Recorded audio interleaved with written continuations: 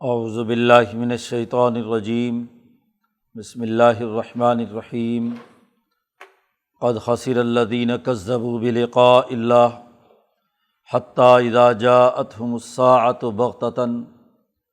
قالوا یا حسرتنا علی ما فرطنا فیہا وهم یحملون اوزارهم علی ظہورہم الا ساء ما یزرون وما الحیاۃ الدنیا الا لعب ولہو وللدار الآخرۃ خیر للذین یتقون افلا تعقلون قد نعلم انہ لیحزنک الذی یقولون فإنہم لا یکذبونک ولکن الظالمین بآیات اللہ یجحدون وَلَقَدْ كُذِّبَتْ رُسُلٌ مِّن قَبْلِكَ فَصَبَرُوا عَلَىٰ مَا كُذِّبُوا وَأُوذُوا حَتَّىٰ أَتَاهُمْ نَصْرُنَا وَلَا مُبَدِّلَ لِكَلِمَاتِ اللَّهِ وَلَقَدْ جَاءَكَ مِن نَّبَإِ الْمُرْسَلِينَ وَإِن كَانَ كَبُرَ عَلَيْكَ إِعْرَاضُهُمْ فَإِنِ اسْتَطَعْتَ أَن تَبْتَغِيَ نَفَقًا فِي الْأَرْضِ أَوْ سُلَّمًا فِي السَّمَاءِ فَتَأْتِيَهُمْ بِآیَةٍ وَلَوْ شَاءَ اللَّهُ لَجَمَعَهُمْ عَلَى الْهُدَىٰ فَلَا تَكُونَنَّ مِنَ الْجَاهِلِينَ إِنَّمَا يَسْتَجِيبُ الَّذِينَ يَسْمَعُونَ وَالْمَوْتَىٰ يَبْعَثُهُمُ اللَّهُ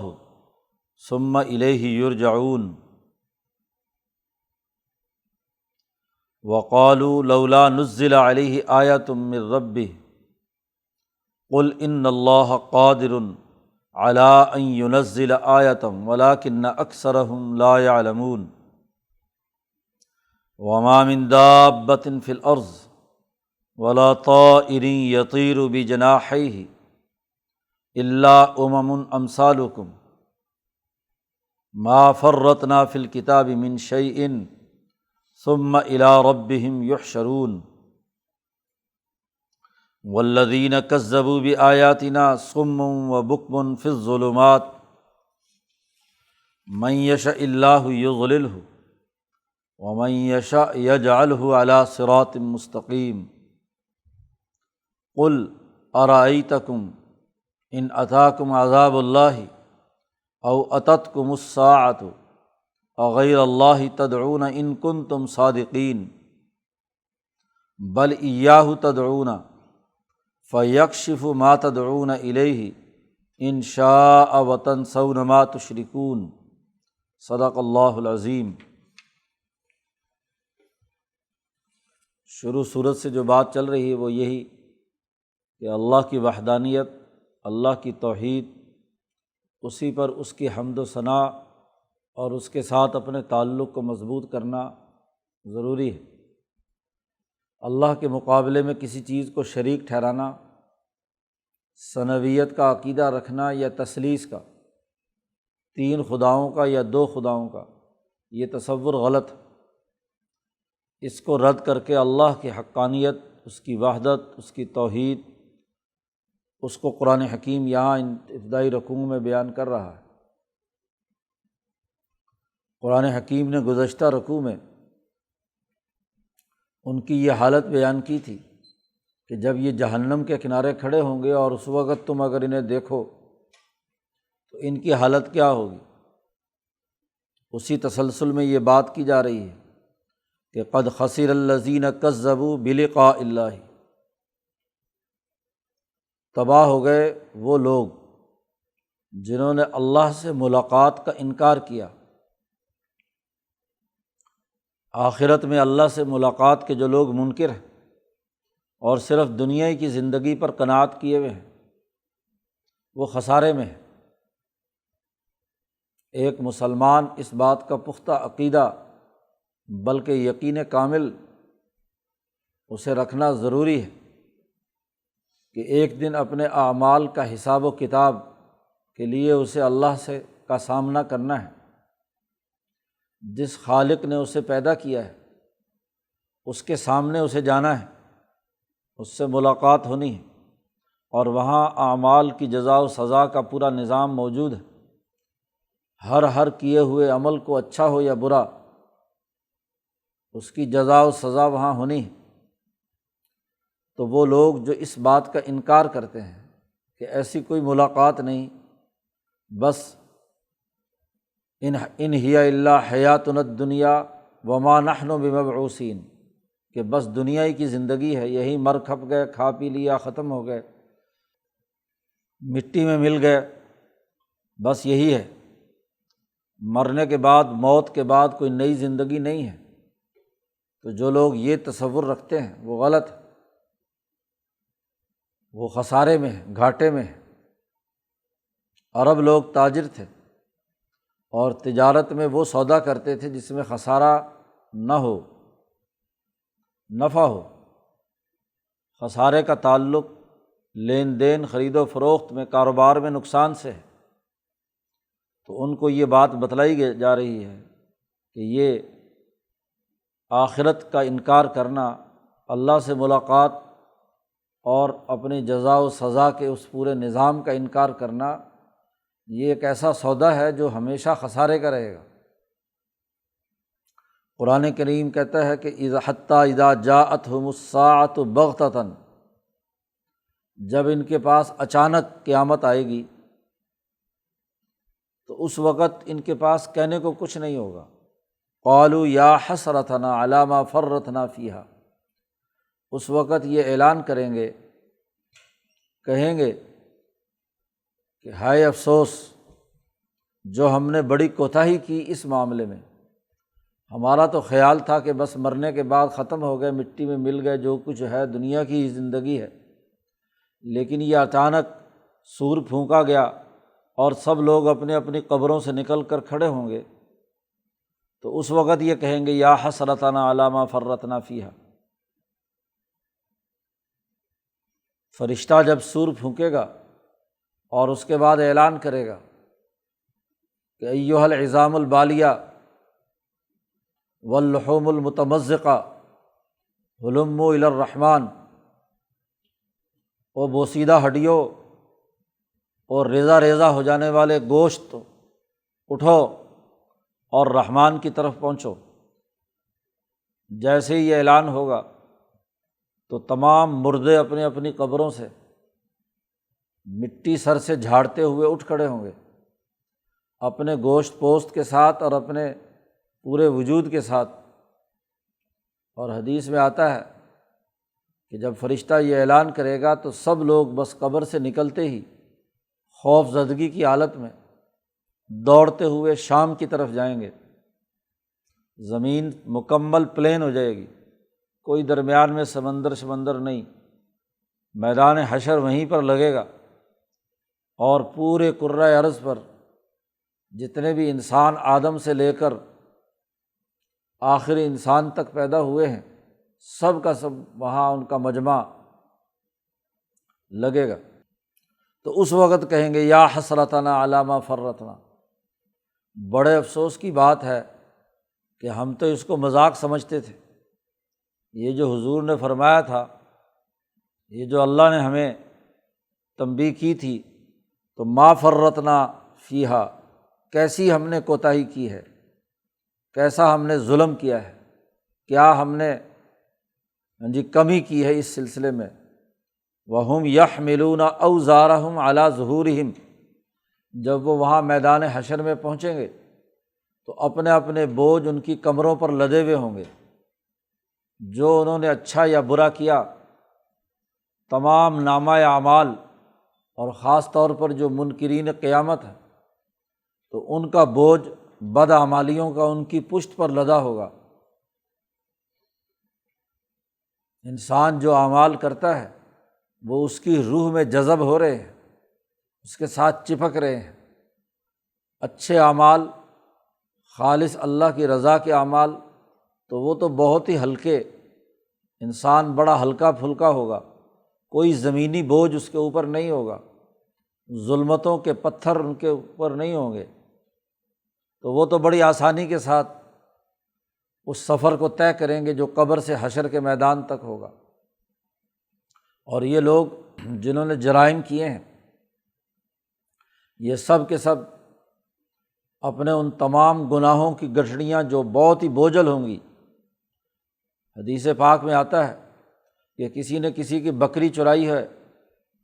یا ظلم کیا ہے تو بکری اس کے کندھے پر لدی ہوگی اور وہ شور مچا رہی ہوگی، وہاں بھی شور مچا رہی ہوگی کہ یہ مجھے ناجائز اٹھا کر لے جا رہا ہے۔ کسی نے اونٹ چرایا ہوگا تو اس کے کندھے پہ اونٹ سوار ہوگا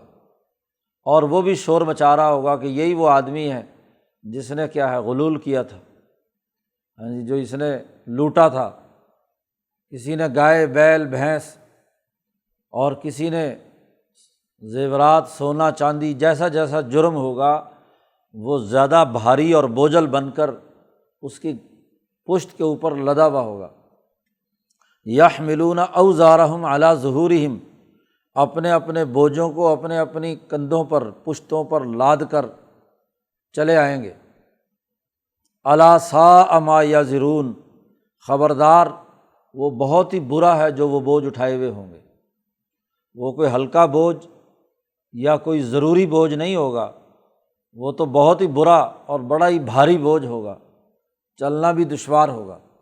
بڑی مشقت کے اندر ہوں گے۔ تو دنیا میں یہ آخرت کا انکار کرتے رہے، اب ذرا ان کو دیکھو کہ دنیا تو محض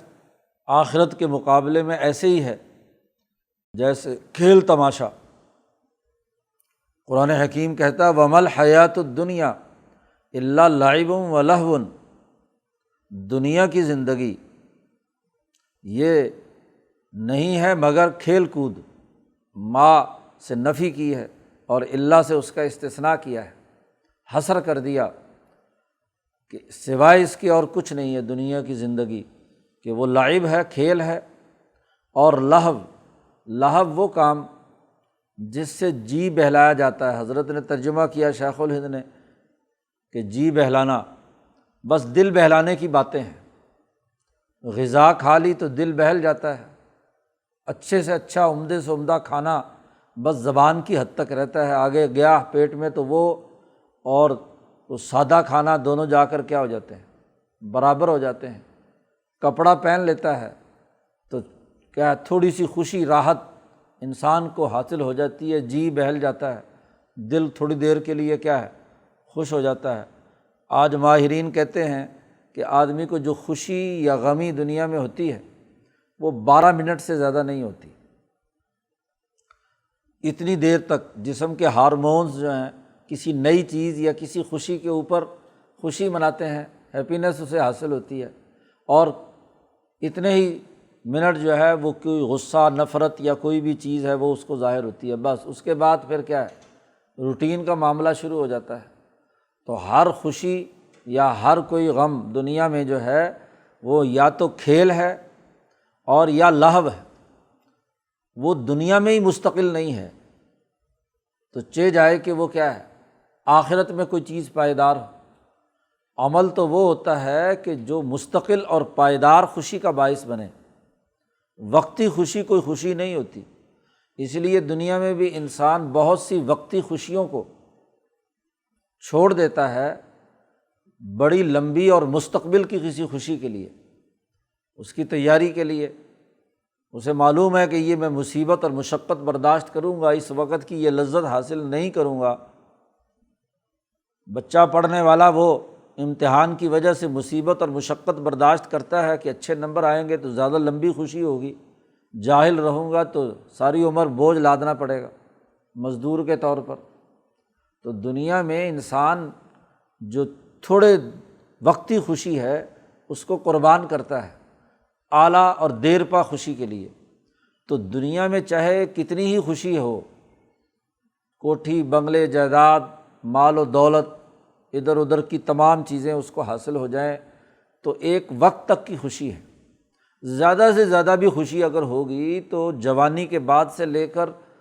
موت تک یا بڑھاپے تک کی خوشی ہوگی۔ 20 سال کی عمر کے بعد تو ہوش آنا شروع ہوتا ہے، اور 60 سال کے بعد بندہ ویسے سٹھیا جاتا ہے، اسے ہوش حواس باقی چیزیں کیا ہے لذتیں تمام چیزیں، بڑی مشکل سے 40 سال کی زندگی ہے۔ تو اب ذرا تصور کرو کہ جو زندگی ہزاروں لاکھوں کروڑوں سال کی ہے موت کے بعد قبر کے اندر، وہ حضرت فرمایا کرتے تھے کہ دیکھو آدم علیہ السلام کو فوت ہوئے 8-10 ہزار سال ہو گئے،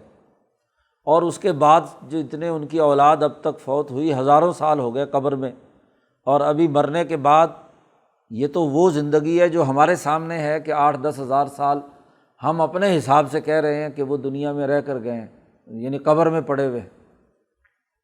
جبکہ آدم علیہ السلام کی اپنی پوری زندگی دنیا کی وہ 1000 سال کی تھی، جی نوح علیہ السلام کی تھی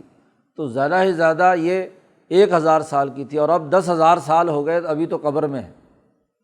اور اس کے بعد جب ہم وہاں جائیں گے اور وہاں حساب کتاب پتہ نہیں کتنے ہزاروں سال بعد شروع ہو، ہاں جی، اور پھر اس کے بعد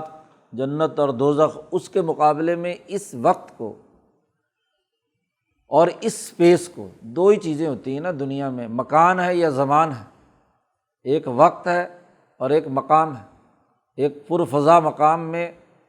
سمجھ لو کہ جنت کے مشابہ ہو، تو وہ اسپیس کتنی کی اسپیس ہے؟ جنت کی اور آخرت کی اسپیس کے مقابلے میں، ہاں جی، یہ تو کچھ بھی نہیں ہے۔ قرآن نے تو کہا کہ جنت ملے گی، پیچھے گزرا کہ جنت عرضھا السماوات والارض، جس کی چوڑائی آسمان اور زمین کے درمیان جتنا فاصلہ ہے، لاکھوں کروڑوں نوری سال تم نے آج پیمائش کی ہے، ہاں جی، تو آسمان و زمین کے درمیان یہ فاصلہ یہ بھی تمہارے پیمانے سے ہے۔ تو اس جو جنت جس میں آسمان و زمین جتنا عرض ہے اور طول اور اس کی لمبائی جو ہے وہ کتنی کو ہوگی، تو یہ اسپیس جس پر تم اترا رہے ہو، یہ مکان یا شہر یا انسان دنیا میں رہتا ہے تو کتنی کی جگہ گھیرتا ہے، جی بڑی مشکل سے 1.5 بائی 1.5 فٹ یا 2 بائی 2 فٹ کہہ لو، زیادہ ٹانگیں پھیلا لے تو 2 بائی 2 ہوگا، 2.5 ہوگا زیادہ موٹا آدمی، تو یہ اسپیس جو ہے یہ کیا ہے؟ کچھ بھی نہیں ہے۔ یہ تو اس اسپیس کے مقابلے میں محض کھیل ہے۔ جیسے بچپن میں ایک کھیلنے والا بچہ اس دنیا کو اپنی ساری دنیا سمجھتا ہے، اس کھلونے کو اور اس چیز کو اور اس مقام کو، لیکن جب بڑا ہوتا ہے تو کہتا ہے بڑی بے وقوفی کی، یار یہ کوئی جگہ تھی، ہاں جی، ہنسی آتی ہے کہ یہ کھیل ہم کھیلتے رہے، یہ اس طرح کی چیزوں کو ہم اپنی سمجھتے رہے، تو یہ تو کچھ بھی نہیں تھا۔ تو ایسے ہی جب انسان موت کے بعد اگلی زندگی اور اگلا ماحول دیکھے گا اور وہاں جوان ہوگا، بڑا ہوگا، تو وہ دنیا کی زندگی کو کہے گا عجیب یہ کھیل تماشے کی دنیا تھی اور سارا وقت اسی میں ضائع کر دیا۔ تو قرآن کہتا ہے وَمَا الْحَيَاةُ الدُّنْيَا إِلَّا لَعِبٌ وَلَهْوٌ، دنیا کی زندگی کھیل تماشا ہے، اور پھر یہ وقت دنیا کا، ہاں جی، تو باقی چیز زمانہ یا ٹائم زون ہوتا ہے، تو آپ کے پاس کتنا ٹائم زون ہے؟ یہ 40 سال کی زندگی کچھ ہے؟ اللہ میاں تو کہتا ہے کہ میرا ایک دن جو ہے وہ 50,000 سال، تم جو 50,000 سال گنو تو میرا ایک دن ہوتا ہے۔ تو اب اس ایک دن میں اور تمہارے دن میں کیا نسبت ہے؟ کچھ نہیں۔ تو دنیا کی زندگی محض کھیل اور تماشا ہے۔ ایک مسلمان کی ذہن کی، ہاں جی، جو وسعت ہے اتنی بلند ہو جاتی ہے اللہ پر یقین اور آخرت سے ملاقات کے نتیجے میں، اس کے دماغ میں اتنی اونچے درجے کی آفاقیت پیدا ہوتی ہے کہ وہ اس دنیا کو کھیل اور تماشا سمجھتا ہے، اور اس دنیا کے اوقات اور یہاں کے مقام اور مکان کو اس کے مقابلے میں بہت معمولی سا سمجھتا ہے۔ وَلَلدَّارُ الْآخِرَةُ خَيْرٌ لِّلَّذِينَ يَتَّقُونَ، وہ لوگ جو تقویٰ اختیار کرنے والے ہیں، پرہیزگار ہیں، ان کے لیے آخرت کا گھر بہتر ہے، اس میں بھلائی ہے کہ آخرت کے گھر میں مکان بھی ہاں جی، مکان بہت اونچے، ایسا کہ اس کی کوئی حد بد نہیں ہوگی۔ جنتی سے کہا جائے گا کہ لے بھی تو دوڑ سکتا ہے نا، جتنا دوڑ لے، گھوڑا لے لے، جہاز لے لے، اڑ سکتا ہے تو اڑ لے، جہاں جہاں تیری اڑان ہوگی نا وہاں وہاں ساری تیری جنت ہے، جتنی بھی قبضہ کرنا چاہتا ہے تو کر لے، ہاں جی، تیری وسعت میں جتنا کچھ ہے، اور ٹائم زون بھی کچھ نہیں، موت وہیں پر آ کر زمانہ ختم۔ جب زمانہ ہی ختم ہے تو پھر ٹائم کی گنتی کیا ہے کہ کتنے وقت میں رہنا ہے؟ تو آخرت کا گھر دنیا کے گھر کے مقابلے میں بہت خیر اور بہتر ہے للذین یتقون، لیکن یہ انہی کے لیے بہتر ہوگا جو تقوی اختیار کرنے والے ہیں۔ جو متقی نہیں ہیں، اللہ کا ڈر اور اللہ سے ملاقات کا معاملہ نہیں رکھتے، ان کے لیے تو یہ سب سے زیادہ تکلیف دہ۔ ایک آدمی کو ایک وقت کے لیے جیل میں ڈالا جائے یا اذیت دی جائے تو چلو اسے یقین ہوتا ہے کہ چلو 14 سال جیل کاٹ کر میں رہا تو ہوں گا نہ کبھی تو، لیکن جہاں ٹائم زون ہی نہیں ہے، جہاں مکان کی کوئی کمی نہیں ہے، وہ حدیث پاک میں آتا ہے کہ جب جہنمیوں کو سزا دی جائے گی، ہاں جی، تو کوئلے کی طرح کالے ہو جائیں گے، جسم جل کر کوئلہ بن جائے گا، اور وہ کوئلہ جیسے ہی بنے گا تو اسے اتار کر نیا جسم اگا دیا جائے گا، اور پھر اس کو عذاب شروع ہو جائے گا۔ ورنہ تو ایک دفعہ ایک چیز جل کر راکھ ہو جائے یا سن ہو جائے تو تکلیف ختم ہو جاتی ہے۔ تو معاملہ تو یہ ہے کہ وہاں تو مسلسل یہ عمل جاری رہنا ہے۔ افلا تعقلون، کیا تم عقل سے کام نہیں لیتے؟ بچپن کے کھیل کود کو تو تم بڑے ہو کر بڑا برا سمجھتے ہو یا کم درجے کا سمجھتے ہو، اپنے آپ کو مذاق سمجھتے ہو۔ یہ دنیا کا جو کھیل تماشا ہے، اس کی اساس پر تم آج اپنی عقل بلند کیوں نہیں کرتے؟ تو قرآن عقل بلند کرنے کے لیے آیا ہے، شعور پیدا کرنے کے لیے آیا ہے۔ افلا تعقلون، عقل سے کام نہیں لیتے تم کہ ایک تھوڑی سی دنیا کی زندگی کو تم نے اصل سمجھ لیا، اور جو وسیع اور ہاں جی لا مکان و لا زمان، ہاں جی جو ایک کائنات تھی، اس کائنات کے بارے میں تمہارے تصورات اور تمہاری عقل کیوں ناکارہ ہو گئی؟ تو عقل میں مسلمان ایک انسان جو ہے، اس کی ہاں جی عقل کا تقاضا یہ ہے کہ وہ اپنے دماغ کو ہاں جی کائنات کی وسعتوں کے تناظر میں کیا ہے استعمال کرنے، اور اس کے بارے میں رائے قائم کر کے اس حوالے سے رہنمائی حاصل کرے۔ انبیاء اسی جہان کی خبر دے کر عقل بلند کرتے ہیں، شعور بڑھاتے ہیں، سوچ اور سمجھ جو ہے وہ عالمی اور آفاقی پیدا کرتے ہیں۔ اب یہ بڑی عقل کی بات، بڑی شعور کی بات، اور ان کے لیے بڑی فکر مندی کی بات تھی کہ یہ لوگ کافر ہاں جی اس کفر کے دائرے سے نکل کر سچے ایمان کے راستے پر آئیں اور آخرت میں کامیاب ہوں۔ نبی اکرم صلی اللہ علیہ وسلم کو اس سے بڑی تکلیف اور غم لاحق ہوتا تھا کہ دیکھو یہ آدم کی اولاد گمراہ ہے، غلط راستے پر جا رہی ہے۔ آپ صلی اللہ علیہ وسلم کا جی چاہتا تھا کہ ان کو زبردستی کسی نہ کسی طریقے سے مسلمان کر لیا جائے، یہ عذاب الہی سے بچ جائیں، ان میں عقل پیدا ہو جائے، ان کا بچپنا ختم ہو جائے، یہ خسارے سے نکلیں۔ اتنی شفقت، اتنی محبت کہ ان تمام لوگوں کی غلط کاری کی وجہ سے آپ صلی اللہ علیہ وسلم کو حزن اور غم لاحق۔ جیسے ایک ہاں جی فکر مند باپ یا استاذ نالائق بچے کے بارے میں غمگین رہتا ہے، جو پڑھنے لکھنے والے ہیں ان کے بارے میں تو اسے شوق ہوتا ہے کہ چلو یہ تو اب اپنے ٹریک پہ چلا گیا، لیکن جو غلط راستے پر چل پڑے تو اس کا سب سے زیادہ غم ماں باپ کو ہوتا ہے کہ یہ نالائق نہ پڑھتا ہے نہ کام کرتا ہے، مستقبل میں اس کی مصیبت اور تباہی آئے گی۔ تو باپ تو دیکھ رہا ہے کہ یہ مستقبل میں تباہ و برباد ہونے والا ہے۔ جتنی شفقت باپ کو اپنی اولاد پر ہے،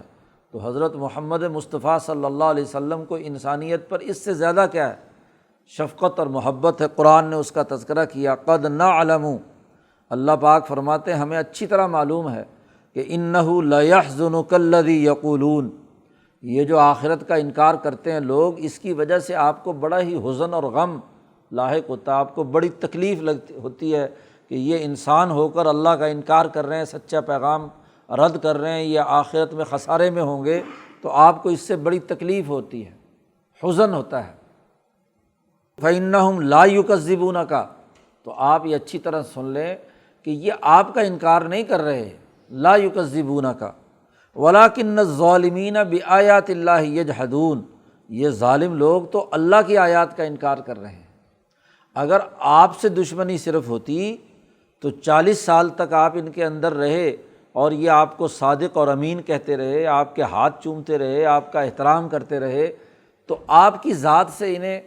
مسئلہ نہیں ہے۔ مسئلہ یہ کہ جب ہماری آیتیں آپ پر نازل ہوئیں اور آپ نے ہماری آیتیں پڑھ کر سنائیں اللہ کی، تو یہ اللہ کی آیات کے منکر ہیں، تو آپ کیوں غمگین ہوتے ہیں؟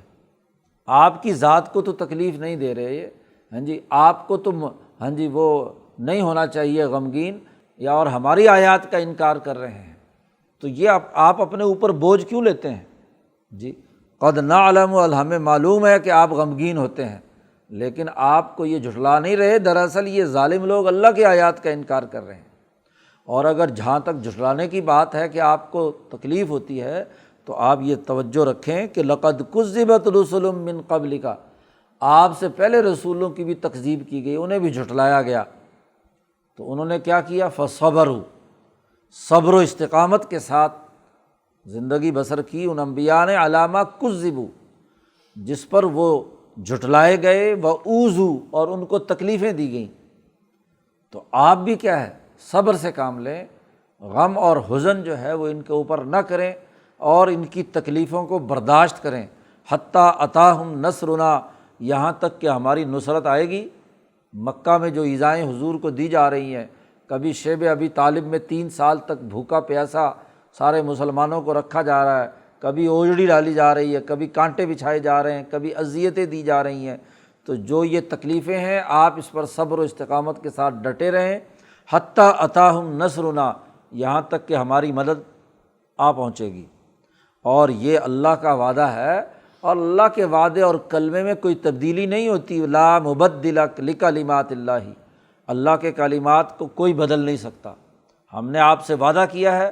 کہ آپ کو کامیابی حاصل ہوگی۔ حضور کو غم اپنے صحابہ کا بھی تھا، مسلمانوں کا، کہ کمزور لوگوں پر یہ تشدد کرتے تھے، عمار پر، یاسر پر، سمیہ کو شہید کر دیا، اسی طریقے سے صحابہ کو اذیتیں، بلال پر تشدد کرتے تھے، تو اس سے بھی حضور کو غم لاحق ہوتا تھا۔ تو حضور صلی اللہ علیہ وسلم سے فرمایا، اللہ پاک نے کہا کہ کذبوا وأوذوا، یہ جو جھٹلائے جا رہے ہیں اور تکلیفیں ہو رہی ہیں، اس پر صبر کیجیے، صبر و استقامت کے ساتھ اپنی بات پر ڈٹے رہیے، حزن اور غم کرنا چھوڑ دیجیے۔ اللہ کے کلمات میں کوئی تبدیلی ہونے والی نہیں۔ وَلَقَدْ جَاءَكَ مِن نَّبَإِ الْمُرْسَلِينَ، اور آپ کے پاس انبیاء اور رسولوں کی کچھ خبریں آپ کے پاس آ چکی ہیں کہ کیسے کیسے کن کن مصیبتوں سے یہ انبیاء گزرے، کن کن تکلیفوں سے گزرے، کیا کیا ان کی قوموں نے ان کے ساتھ کیا۔ موسیٰ علیہ السلام کی خبر پہنچی ہے، کچھ اور انبیاء کی خبریں پہنچی ہیں، تو ان حالات سے آپ کو صبر و استقامت کا معاملہ کرنا چاہیے، غمگین نہیں ہونا چاہیے، حزن اور غم اپنے سینے سے نہیں لگانا چاہیے۔ تو نبی اکرم صلی اللہ علیہ وسلم کو یہ ایک تو تسلی دی گئی۔ اب نشانیاں عجیب و غریب مانگتے تھے کہ زمین میں سے چشمہ پھوٹنا چاہیے،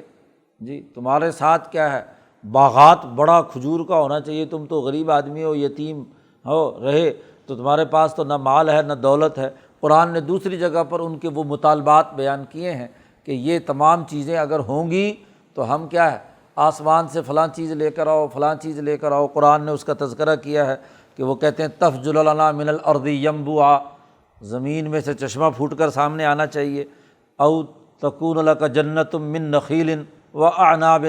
انگوروں اور کھجوروں کے بڑے باغات تمہارے پاس ہونے چاہیے، تمہاری خدمت میں نہریں جاری ہونی چاہیے، او تسقط السماء، آسمان سے کوئی چیز گرنی چاہیے، تمہارے پاس آنی چاہیے، وغیرہ وغیرہ۔ جو عذاب کی تم بات کرتے ہو کہ آسمان سے آئے گا، تو وہ عذاب ذرا گرا کر دکھاؤ نا، اوپر سے ٹکڑا جو کون سا گرا رہے ہو تم ہم پر۔ تو طرح طرح کے طنز کر کے حضور صلی اللہ علیہ وسلم سے نشانیاں مانگ رہے ہیں۔ اب حضور صلی اللہ علیہ وسلم کے دل میں جو محبت انسانیت کی، رحمت للعالمین ہونے کی حیثیت سے کوٹ کوٹ کر بھری ہوئی ہے، تو حضور کا جی چاہتا تھا کہ یہ جو نشانیاں مانگ رہے ہیں، چلو نشانیاں لا کر دے دوں انہیں، تاکہ یہ کیا ہے، کم از کم خسارے سے تو بچیں، آخرت کے عذاب سے بچیں، مسلمان ہو جائیں۔ تو اللہ پاک نے یہاں بڑی سخت بات کہہ دی حضور صلی اللہ علیہ وسلم سے۔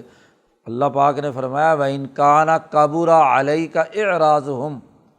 اگر آپ پر ان کا روگردانی کرنا، منہ پھیرنا اور آپ کی بات نہ ماننا، کابورا علیہ کا، آپ پر یہ گراں گزرتا ہے، بہت بھاری گزرتا ہے، تو پھر ایسے کرو، حضور سے کہا جا رہا ہے ایسے کرو، فَإِنِ اسْتَطَعْتَ، اگر تجھ میں یہ طاقت ہے تو اس طرح کرو کہ أَن تَبْتَغِيَ نَفَقًا فِي الْأَرْضِ، زمین میں کوئی سرنگ نکالو، اور جو یہ چاہتے ہیں نا نیچے سے چشمہ بھر کر لے کر آؤ۔ جی تم کھدائی کرو اور زمین میں ایک نفق، سرنگ کو کہتے ہیں نفق، اب تو مکے کے چاروں طرف نفق ہی نفق بنا دی، سرنگیں ہیں پہاڑوں کے اندر کاٹ کر، ہاں جی یہاں سے مینا جائیں تو وہاں سرنگ، ادھر جاؤ وہاں سرنگ، سرنگ پہاڑوں کے اندر سوراخ کر دیے۔ تو آپ زمین کے اندر سوراخ کرو، سرنگ بناؤ، اور جو ان کا مطالبہ ہے زمین میں سے وہ لے آؤ۔ او سلماً فی السماء، ان کا مطالبہ آسمان سے لانے کا ہے تو کوئی سیڑھی بناؤ اور آسمان پہ پہنچو، اور وہاں سے ان کا جو مطلوبہ جو چیز مانگتے ہیں وہ لے کر آؤ۔ ان استطاعت، اے محمد صلی اللہ علیہ وسلم آپ میں اگر یہ طاقت ہے تو آپ زمین میں سرنگ لگا کر وہاں سے ان کے لیے لے آؤ، یا آسمان پر سیڑھی لگا کر آسمان پر چڑھو اور وہاں سے لے آؤ۔ فتأتیہم بآیہ، پھر ان کے پاس لاؤ وہ نشانی جو یہ مانگنا چاہتے ہیں۔ یہ جو کہہ رہے ہیں کہ چشمے پھوٹنے چاہیے، باغات لگنے چاہیے، آسمان سے جو تم عذاب چاہتے ہو وہ عذاب آ جانا چاہیے، تو تم لے آؤ۔ اللہ پاک نے صاف طور پر نبی اکرم صلی اللہ علیہ وسلم سے کہہ دیا کہ وَلَوْ شَاءَ اللَّهُ، اگر اللہ چاہتا تو ان تمام کو ہدایت پر جمع کر دیتا۔ جی آپ کو بڑی ہدایت کی فکر ہے ان کی ہر ایک کی، کہ یہ سب کے سب پکے مسلمان بن جائیں، ہدایت یافتہ ہو جائیں۔ تو اگر اللہ کو منظور ہوتا یہاں کے تکوینی نظام میں کہ یہ سارے کے سارے ہدایت یافتہ ہو جائیں تو اللہ میاں خود کر دیتا یہ کام، ہاں جی۔ لیکن اللہ تعالیٰ کا یہ ارادہ نہیں ہے، اللہ تعالیٰ امتحان لینا چاہتا ہے، جن کے جو کرتوت ہیں ان کے بدلے میں ان کو وہ نتیجہ ضرور ملنا ہے۔ تو آپ اس کام کے لیے دنیا میں نہیں آئے کہ ہر آدمی کو زبردستی کیا ہے ہدایت آپ دیں گے اور ہر حال میں جو اس کے تمام مطالبات ہیں وہ پورے کریں گے۔ فلا تکونن من الجاہلین، بڑا تاکید کا جملہ کہا، لا تکونن، نون ثقیلہ، ہرگز مت ہو، ہاں جی جہالت والوں میں سے، جاہلوں میں سے، کہ جاہل لوگوں کا یہ کام ہے کہ ہر حال میں کیا ہے جو بھی دشمن مطالبہ کرے اس کا مطالبہ پورا کرنے لگ جاؤ۔ تو بے وقوفوں، جاہلوں یا بچوں کی ہر ضد کے مقابلے میں کیا ہے آدمی ان کی بچوں کی ضد پوری کرے۔ بے وقوف ہے وہ والدین اور جاہل ہیں جو بچے کی ہر ایک ضد پوری کریں۔ یہ تو ابھی کھیل تماشا کی دنیا کے اندر اسی کو سب کچھ سمجھ رہے ہیں۔ تو دنیا کے کھیل تماشے کے ماحول میں یا کھیلوں کی دنیا میں کیا حقیقت کی بنیاد پر چاند تارے توڑ کر لائے جا سکتے ہیں؟ اگر تمہارا بچہ کہے کہ جی چاند آسمان سے توڑ کر لاؤ تو کوئی سیڑھی لگا کر توڑ کر لا سکتے ہو؟ وہ کوئی ایسا مطالبہ کر دے کہ زمین میں سے، سمندر میں سے ہیرے جواہرات نکال کر لاؤ تو کیا تم لا سکتے ہو؟ تو اس بچپنے کے پیچھے جانا، اور اس لیے کہ چلو جی یہ ناراض نہ ہو اور یہ روٹ مان جائے، ہاں جی بات تسلیم کر لے، سبق پڑھنے لگ جائے، تو کیا اس کے ہر طرح کے جاہلوں کے مطالبے بھی پورے کیے جائیں گے؟ فلا تکونن من الجاہلین، آپ ہرگز جاہلوں میں سے مت ہوں۔ اس طرح کی خیال حضور صلی اللہ علیہ وسلم کے دماغ میں خیال آیا ہوگا کہ ضرور ان کے لیے کوئی جتنا بھی ممکن ہو سکتا ہے میری طاقت میں ان کے لیے ہاں جی وہ چیزیں مہیا کر دوں، شاید ان کو ایمان لانے کی توفیق ہو جائے۔ تو جو لوگ بچپنے سے نکلنا ہی نہیں چاہتے، جو عقل مند بننا ہی نہیں چاہتے، تو یہاں تو امتحان گاہ ہے، یہاں تو امتحان کے طور پر ہے۔ اب یہ بچے تھوڑے ہی ہیں اس طرح کے کہ ان کے ہر طرح کے مطالبات اور ضد پوری کی جائے، اب یہ بالغ ہو چکے ہیں۔ اس دنیا میں ان کو عقل و شعور استعمال کرنے کے لیے تو بھیجا ہے، اور یہ عقل و شعور استعمال نہ کریں اور آپ ان بچوں کی طرح ان کی ضد پوری کرنے لگ جائیں، تو یہ فلا تکونن من الجاہلین۔ انما یستجیب الذین یسمعون، مانتے وہی ہیں جو سنتے ہیں، ہاں جی جن کے سننے کا ذریعہ علم درست ہو وہی بات مانیں گے نا۔ آپ چاہے چاند تارے بھی توڑ کر لے آؤ تو یہ کبھی نہیں مانیں گے۔ کیوں؟ کہ ہدایت کے جو راستے ہیں انہوں نے خود بند کر لیے۔ کہتے ہیں قالوا قلوبنا غلف، ہمارے دلوں پر تو غلاف چڑھا ہوا ہے اور ہماری کانوں میں تو ڈانٹ لگے ہوئے ہیں۔ تو جن کے کانوں میں ڈانٹ ہے، ذرائع علم یہی تھے، کان سے، آنکھوں سے، دل سے، ان چیزوں سے مشاہدہ کر کے آدمی مانتا ہے۔ اور اگر تینوں پر انہوں نے پیرے بٹھائے ہوئے ہوں تو آپ چاہے آسمان سے جو مرضی توڑ کر لے آؤ تو یہ کون سا کیا ہے بات مان لیں گے۔ والموتى یبعثہم اللہ، اور مردے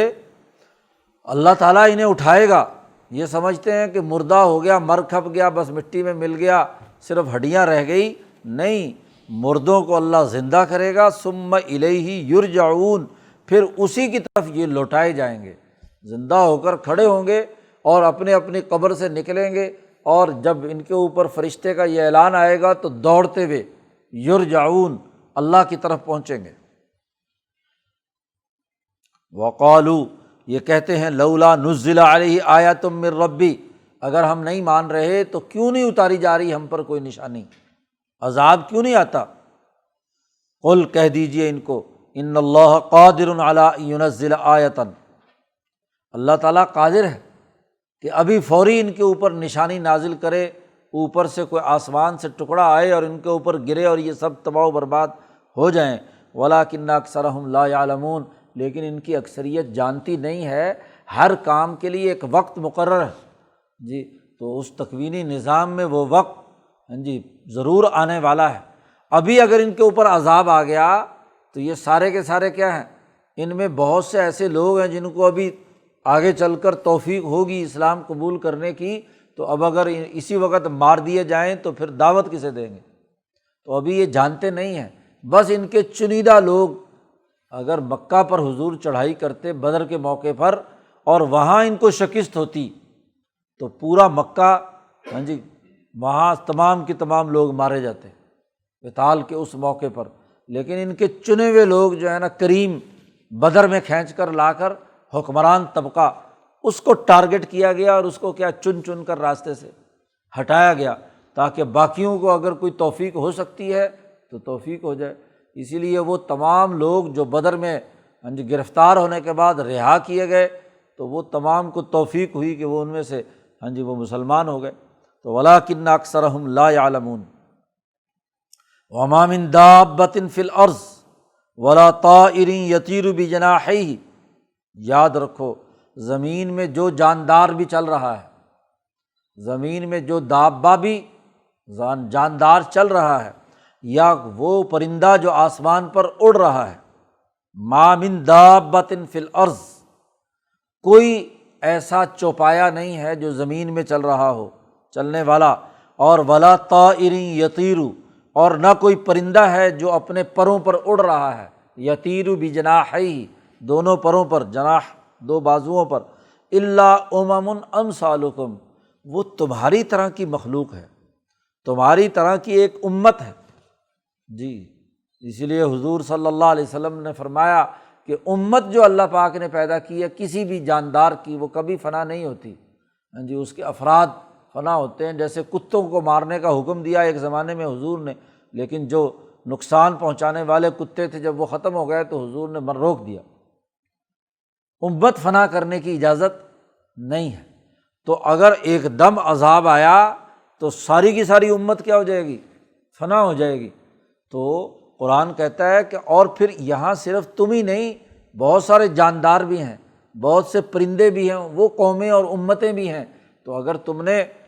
تم پر عذاب آئے گا اور ایسا آسمان سے عذاب آئے، طوفان آئے، تو اس میں یہ جاندار اور پرندے اور چرند یہ سارے کے سارے کیا ہے، یہ بھی تو تباہ و برباد ہوں گے۔ ما فرطنا فی الکتاب من شیء، ہم نے کتاب میں لکھنے سے کوئی چیز نہیں چھوڑی، ہر بات، تمہارے ہر قول اس کے اندر لکھا ہے۔ ثم الی ربہم یحشرون، اور پھر تم اپنے رب کی طرف جمع کیے جاؤ گے۔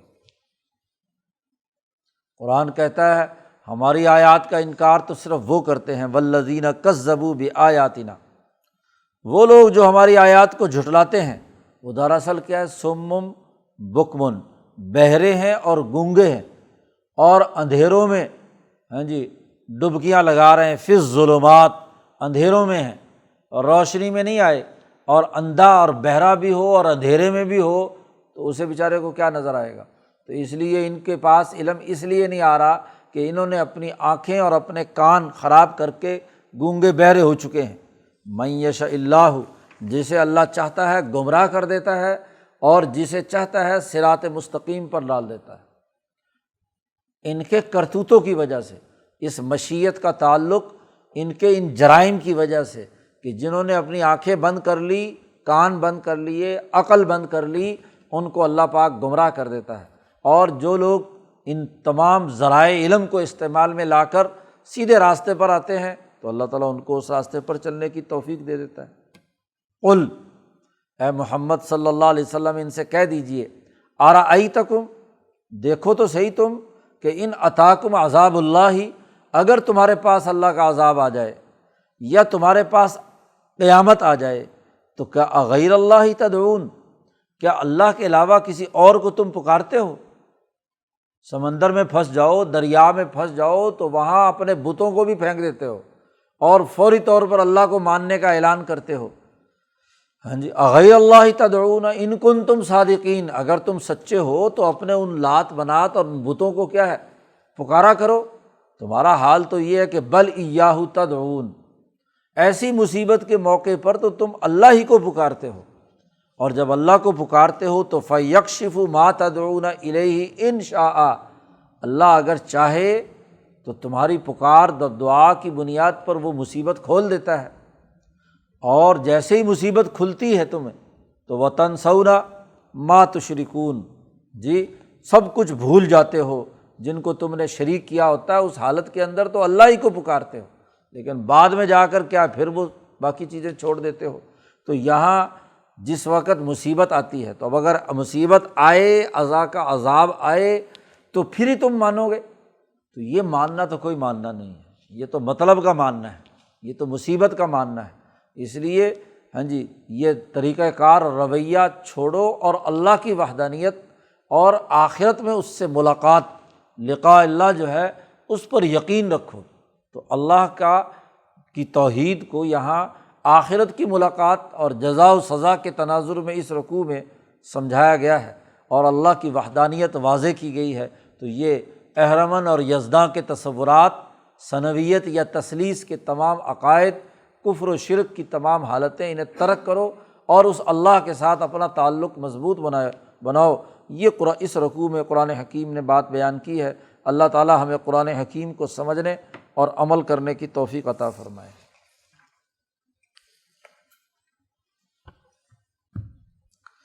اللہم صلی